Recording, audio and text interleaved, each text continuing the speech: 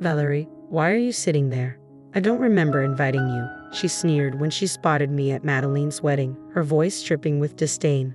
Madeline's next words cut deep. Get out of here, you unemployed loser. You're just here to embarrass me.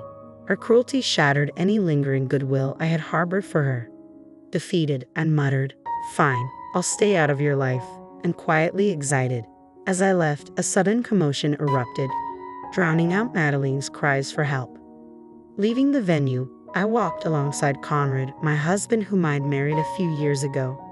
"I'm Valerie, a freelance illustrator," I began, recounting my current circumstances. Conrad, often away for work, was my pillar of support. Then, life threw a curveball. News arrived that my mother had fallen down the stairs back home, fracturing her leg. While not life-threatening, she needed care during her recovery. The looming question remained, who would be there to provide it? Dad had recently injured his back and relied on a walking stick, leaving him unable to assist Mom. I initially hoped my sister Madeline, who still lived at home, could pitch in while I offered weekend support. However, Madeline dismissed Mom's injury, insisting it's just a fracture she can manage on her own. Her indifference and frequent insensitive remarks made me doubt her reliability in caring for Mom. Eventually, I made the decision to move back home to take care of Mom while Conrad was away. While my parents welcomed my return, Madeline did not share their enthusiasm. "Why are you back? You're in the way," she grumbled whenever our paths crossed in the kitchen or living room. Whether out of long-standing animosity or jealousy, her hostility made living under the same roof challenging, prompting me to avoid confrontation with her. Despite my efforts to focus on caring for Mom, Madeline continued to antagonize me. I took on Mom's household responsibilities, enduring Madeline's criticisms of my cooking and even finding laundry strewn in my room on occasion. Though her actions were immature, I chose not to engage. 2 weeks after my return, a knock interrupted my thoughts, prompting me to open the door, curious about Madeline's sudden visit. "Are you ever going to work? All you do is stay home, aside from shopping or going to the hospital. You're not even working, are you?" she accused. I tried to explain that I work as a freelance illustrator for my laptop, but she didn't understand. "So you sit there drawing pictures on your laptop and expect that to count as a job?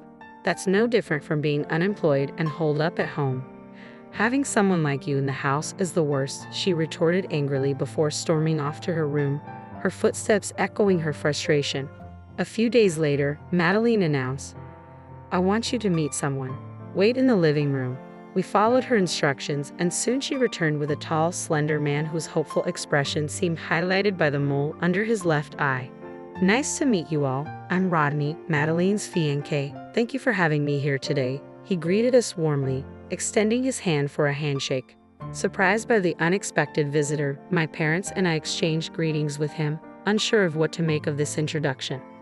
"Nice to meet you," we greeted Rodney, taken aback by the revelation that Madeline had a fiancé, a surprise to both us and our parents. As they began sharing their story, we exchanged puzzled glances. "I met Rodney at work. He's incredibly sincere, capable, and wonderful," Madeline gushed with admiration. "Don't flatter me too much," Rodney chuckled, clearly enjoying the attention. They laughed and reminisced about their first meeting, what drew them to each other, and their future plans together. Rodney spoke fondly of Madeline's outgoing personality, which struck me as odd since the Madeline I knew was often rebellious, self-centered, and lacked empathy. It was hard to reconcile this description with the sister I grew up with. "I really want to marry him. Please give us your blessing," Madeline implored our parents, her eyes earnest. From my perspective, Rodney seemed too good for Madeline, and I had no objections to their union. Surprisingly, my parents shared the sentiment. Though caught off guard by the news, they smiled warmly and offered their blessings for the marriage. After Rodney left, while tidying up the tea and snacks, Madeline confronted me. "Jealous, aren't you, Valerie?" "Jealous of what? I'm marrying a wonderful, good-looking, high-earning man, something you could never pull off," she taunted with a smug smile.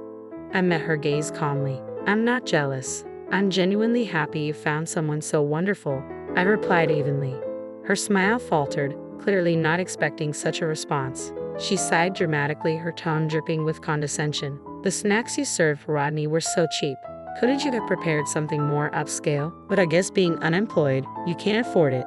If I had known you were bringing your fiancé, I would have arranged something appropriate. You really should have picked up on my happy vibe lately. I hate how you can't read a room. As I looked at Madeline, I couldn't help but wonder how sustainable her marriage would be. That night, I felt concerned for Rodney. I reached out to Conrad, as I often did when feeling lonely.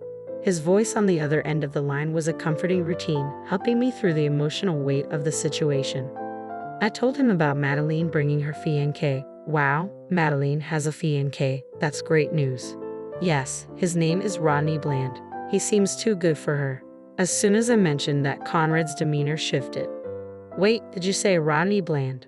Yes, why? What's wrong? Conrad's voice turned grave as he accurately described Rodney's appearance, mannerisms, and the distinctive mole under his left eye. Stunned, I asked, "Are you serious?" "Valerie, you need to tell Madeline to reconsider marrying Rodney. He's a scam artist." My heart sank. What? Are you sure? Rodney used to work for me. He left years ago after we discovered he was scamming multiple women out of their money and disappearing. I've been trying to track him down ever since. I stopped short of contacting the victims directly. We need to be absolutely sure it's him. Get a photo of Rodney from Madeline, and let's verify. Okay, I agreed, feeling a mix of disbelief and urgency. The next day, I approached Madeline under the guise of wanting a photo of Rodney to draw a caricature for their welcome board. She grumbled but reluctantly handed over the photo. When Conrad saw it, his expression hardened. That's definitely him, Rodney the scam artist. You need to convince her to reconsider before she loses any money, Conrad urged. I was planning to do that anyway. Despite our differences, I want Madeline to be happy, I affirmed, feeling the weight of responsibility as her older sister. I wasted no time in confronting Madeline with the truth about Rodney. She scoffed in disbelief. You're just jealous and trying to ruin my fiancé's reputation. I'm not. Conrad told me everything. Please, Madeline, reconsider. You deserve better, I pleaded earnestly. I persisted in my efforts to persuade her daily, but each attempt only fueled her anger. She refused to listen, and her animosity towards me grew. I even enlisted our parents to reason with her, but when Madeline realized it was at my behest, her hostility intensified. She began to harass me openly, bursting into my room to berate me for being unemployed or banging on my door to disrupt my work. Despite neighbors' complaints, their hostility towards me persisted unchecked. I had reached the end of my patience and goodwill as her sister. While some might argue, she's your only sister, you should keep trying. There's a limit to what I can do for someone who refuses to listen and continually harasses me. I resigned myself to seeking advice from Conrad and my parents on how to proceed. On the day of the wedding, I arrived with a modest wedding gift and entered the opulent venue. The setting was grand, the food lavish, and Madeline's friends and relatives were already immersed in the celebration. As I observed the sumptuous spread being served, I noticed something unsettling. No drinks had been offered to me while my parents were enjoying a full-course meal nearby. When I queried the staff, they promised to check on it and disappeared. Moments later, Madeline, resplendent in a pristine white wedding gown, approached me, the click of her heels echoing in the grand hall. Valerie, why are you sitting there? I don't recall inviting you, she remarked coldly. Not just myself, but also my parents, the guests, and even the staff turned towards Madeline in astonishment. The lively venue, alive with chatter just moments ago, fell into an eerie silence, punctuated by hushed murmurs. Despite being the focal point of this negative attention, Madeline regarded me with a smug expression. You have the nerve to show up here after insulting my fiancé? Unbelievable. Oh, but I guess being unemployed means you don't understand basic manners, she sneered. My parents, standing beside me, intervened. Madeline, stop this. It's your wedding day. Ignoring their pleas, Madeline persisted. How can I enjoy my wedding if people know my sister is unemployed? Just leave, you're embarrassing me. With a heavy sigh, I rose from my seat. After sharing a concerned glance with my parents, I met Madeline's gaze squarely. I came here to celebrate your wedding as your sister, but clearly you don't want that, I said, feeling the weight of her words. It's a shame. Who wouldn't want to be supported by someone who's unemployed like me? Fine then, I'm leaving. One more thing. Are you absolutely sure you won't regret this if I walk out that door? Because if I do, it might be the end of our sisterhood. Perfect, she responded, cutting me off. Just go. It's better this way. Any remaining affection and love for her vanished in that moment. Fine, I told Madeline firmly. Consider us done. Don't contact me again. As I walked away, I could hear Madeline arguing with her parents behind me, but it was no longer my concern. Pulling out my phone, I dialed Conrad's number. You can come in now, I said quietly. There's no need to wait any longer. Understood, Conrad replied, his voice steady as he relayed the message. Moments later, a group of women who had been waiting outside rushed into the venue. Get him, Rodney. Don't let him get away. Outside, the echoes of angry shouts and gasps from the surprised guests reached me. Moments later, the door burst open, and Rodney, the groom, dashed out, his face drenched in sweat. He attempted to flee, but Conrad, strategically positioned nearby, swiftly apprehended him. Got you, Rodney. You're not going anywhere, Conrad declared firmly. Conrad, what the hell? Madeline's furious voice cut through the commotion as she and a group of women hurried over to confront the bewildered Rodney.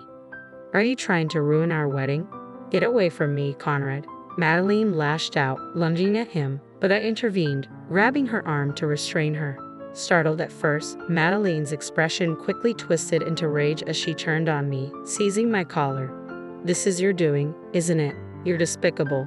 How many times did I warn you to stay out of my business, especially about Rodney? As I spoke, I turned towards Rodney and gestured towards the group of women surrounding him. Rodney here has been dating these women and scamming them out of their money. They're planning to take legal action against him. What? Are you kidding me? This isn't a joke, Madeline, I said sternly, looking at Rodney, who avoided eye contact, clearly uneasy. Madeline, stunned, muttered, Rodney, you can't be serious. Rodney, visibly shaken, looked down and attempted a smile as he addressed the women around him. Why bother with lawsuits? Let's settle this. I'm about to marry a wealthy woman. I can compensate you, right? Me? Wealthy? Madeline trembled as she spoke. I don't have that kind of money. What? What? I lied about being wealthy, so I can't pay any settlement or damages. What then? What about the $20,000 you've been giving me? That was for our wedding. You said to trust you with it, so I did. You didn't spend it all, did you? Madeline demanded incredulously. I blew through that $20,000 in a day, Rodney admitted with a nonchalant shrug. What? Are you serious? Give it back, my $20,000. Madeline's voice cracked with anger and betrayal. The exchange left everyone present dumbfounded. Rodney, exposed as a scammer who exploited women for money, and Madeline, revealed to have deceived about her wealth to secure their marriage. It was a surreal match indeed. The guests who had gathered due to the commotion reacted with whispers and wide-eyed disbelief. After a heated argument with Rodney, Madeline noticed the attention and erupted in frustration. What are you all staring at? Get out. The wedding is over. Just leave your gifts and go, she commanded, motioning for the staff to escort the guests out. Then, in a sudden change of direction, she rushed over to me. Valerie, you were right. If only I had listened to you, none of this would have happened. I'm sorry. Please help me, Madeline pleaded, her tone more desperate than sincere. But her words rang hollow, and Conrad, standing beside me, silently shook his head. I nodded in agreement, pulling away from her touch. I told you, we're done. We're strangers now. I won't help you, I asserted firmly. What? How can you say that, Valerie? You're abandoning your own sister, Madeline protested, her voice tinged with disbelief and desperation.